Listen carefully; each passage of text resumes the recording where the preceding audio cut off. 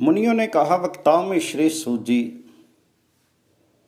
इस पृथ्वी पर धर्म अर्थ काम एवं मोक्ष प्रदान करने वाली जो उत्तम भूमि एवं श्रेष्ठ तीर्थ हों उसे बताइए। तो लोमहर्षण जी बोले, ब्राह्मणों, पूर्व काल में महर्षियों ने मेरे गुरु व्यास जी से यही प्रश्न पूछा था। मैं वही प्रसंग कहता हूँ। कुरुक्षेत्र की बात है। बुद्धिवानों में श्रेष्ठ व्यास जी, जो सब शास्त्रों के विद्वान, महाभारत के रचयिता, आत्मनिष्ठ, सर्वज्ञ, सब भूतों के हित में संलग्न, पुराण और आगमों के वक्ता तथा वेद वेदांगों के पारंगत पंडित हैं, अपने परम पित्र आश्रम में बैठे हुए थे। भांति भांति के पुष्प उस आश्रम की शोभा बढ़ा रहे थे। उसी समय उत्तम व्रत का पालन करने वाले अनेक महर्षि उनके दर्शन के लिए आए। कश्यप, जमदग्नि, भारद्वाज, गौतम, वशिष्ठ, जयमुनि, धौम्य, मार्कंडे, वाल्मीकि, विश्वामित्र, शतानंद, वात्स्य,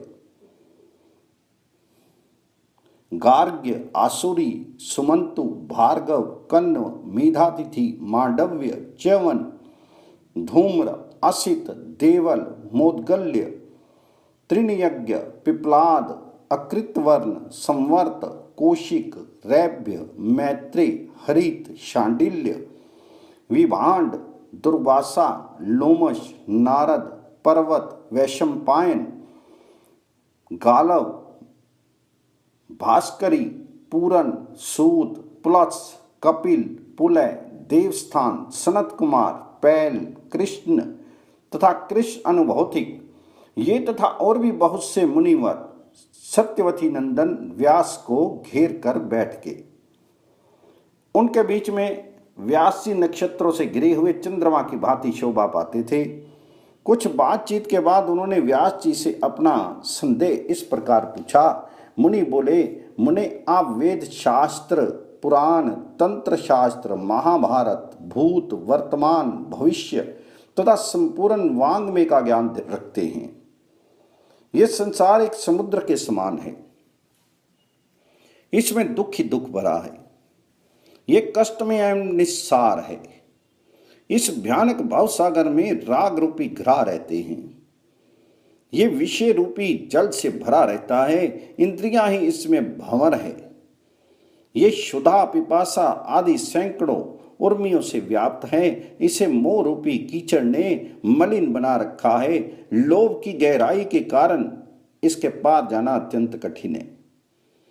हम देखते हैं संपूर्ण जगत इसमें डूबकर कोई सहारा नहीं पा सकने के कारण अचेत बहा जा रहा है। अतः आपसे पूछते हैं, इस भयंकर संसार में कौन सा साधन कल्याणकारी है? इस बात का उपदेश देकर आप संपूर्ण लोगों का उद्धार कीजिए। इस पृथ्वी पर जो परम दुर्लभ मोक्षदायक क्षेत्र एवं कर्म भूमि है, आप उसे बताइए। हम उसका श्रवण करना चाहते हैं। तो व्यास जी ने कहा, पूर्व काल में महर्षियों का ब्रह्मा जी के साथ जो संवाद हुआ था उसे आप सब लोग सुने। नाना रत्नों से विभूषित मेरुगिरी के विशाल शिखर पर भगवान ब्रह्मा जी विराजमान थे। देवता, दानव, गंधर्व, यक्ष, विद्याधर, नाग, मुनि तथा सिद्ध उनकी सेवा में उपस्थित थे। उस समय भृगु आदि महर्षियों ने पितामह को प्रणाम करके इस प्रकार प्रश्न किया, भगवान, इस पृथ्वी पर कर्म भूमि कौन है तथा दुर्लभ मोक्ष क्षेत्र कौन है, यह बताने की कृपा करें। तो ब्रह्मा जी बोले, मुनिव्रत सुनो। इस पृथ्वी पर भारतवर्ष को कर्म भूमि बतलाया गया है। वह परम प्राचीन, वेदों से संबंध रखने वाला तथा मोक्ष और भोग प्रदान करने वाला उत्तम क्षेत्र है। वही किए हुए कर्मों के फल रूप से स्वर्ग और नरक प्राप्त होते हैं। भारतवर्ष में पाप या पुण्य करके मनुष्य निश्चय ही उसके अशुभ तथा शुभ फल का भागी होता है। वहां ब्राह्मण आदि वर्ण बड़ी भांति संयम पूर्वक रहते हुए अपने अपने कर्मों का अनुष्ठान करके उत्तम सिद्धि को प्राप्त होते हैं। भारतवर्ष में संयमशील पुरुष धर्म, अर्थ, काम और मोक्ष सब कुछ प्राप्त कर लेता है। इंद्र आदि देवताओं ने भारतवर्ष में शुभ कर्मों का अनुष्ठान करके देवत्व प्राप्त किया है।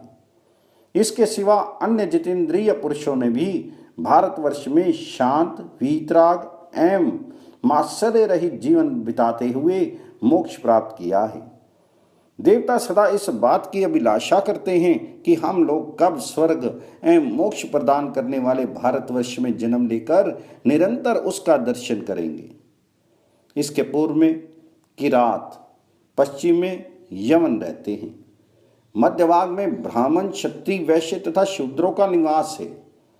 वे क्रमशः यज्ञ, युद्ध और व्यापार आदि विशुद्ध कर्मों के द्वारा अपने को पवित्र करते हैं। उनका जीवन निर्वाह भी इन्हीं कर्मों से होता है। यहाँ किया हुआ पुण्य सकाम होने पर स्वर्ग आदि का तथा निष्काम होने पर मोक्ष का साधक होता है। इसी प्रकार पाप भी अपना फल प्रदान करता है। महेंद्र, मलेश, शुक्तिमान, वृक्ष पर्वत, विंध्य और परयात्र, यही 7 यहाँ कुल पर्वत हैं। उसके आसपास और भी हजारों पर्वत हैं। ये सभी विस्तृत, ऊंचे और रमणीय हैं। उनके शिखर भांति भांति के और सुंदर हैं। कोलाहल, वैभ्राज, मंदर, दुर्द्राचल, वाधन्य, वैद्युत, मैनाक, सुरस, तुंगप्रस्थ, नागगिरी, गोधन, पांडुराचल, पुष्पगिरी, वैजयंत, रैवत, अर्बुद, ऋष्यमुख, गोमंत, कृतशैल, कृताचल, श्री पर्वत, चकोर तथा अन्य अनेक पर्वत ऐसे हैं जिनसे मिले हुए म्लेच्छ आदि जनपद पृथक पृथक बसे हुए हैं। वहाँ के लोग जिन श्रेष्ठ नदियों का जल पीते हैं उनके नाम इस प्रकार जानो। गंगा, सरस्वती, सिंधु, चंद्रभागा अर्थात चिनाब, यमुना, शतद्रु अर्थात सतलुज, विपाशा अर्थात व्यास, वितस्ता अर्थात झेलम, इरावती अर्थात रावी, कुहू अर्थात गोमती, धूतपापा, बाहुदा, द्विषद्वती, देविका, चक्षु, निष्टिवा, गंडकी तथा कोशकी, ये हिमालय की घाटी से निकली हुई नदियां हैं। देव समृति, देववती, वातघ्नि, सिंधु, वैन्या, चंदना, सदानीरा, मही, चर्मनवती अर्थात चंबल, वृषि, विदिशा, वेदवती, शिप्रा तथा अवंती, ये पारियात पर्वत का अनुसरण करने वाली नदियां हैं।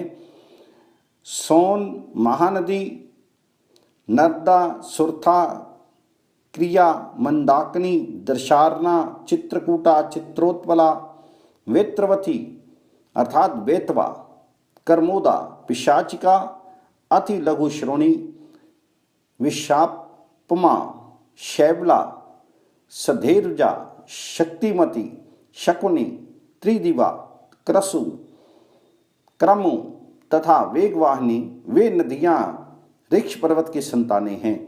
चित्रा, प्योशनी, निर्विंध्या, तापी, वैना, वैतरनी, सिनीवाली, कुमुदवती, तोया, महागौरी, दुर्गा तथा अंतशिला, ये पुण्य श्लीला सरिताएं विंध्याचल के घाटियों से निकली हैं।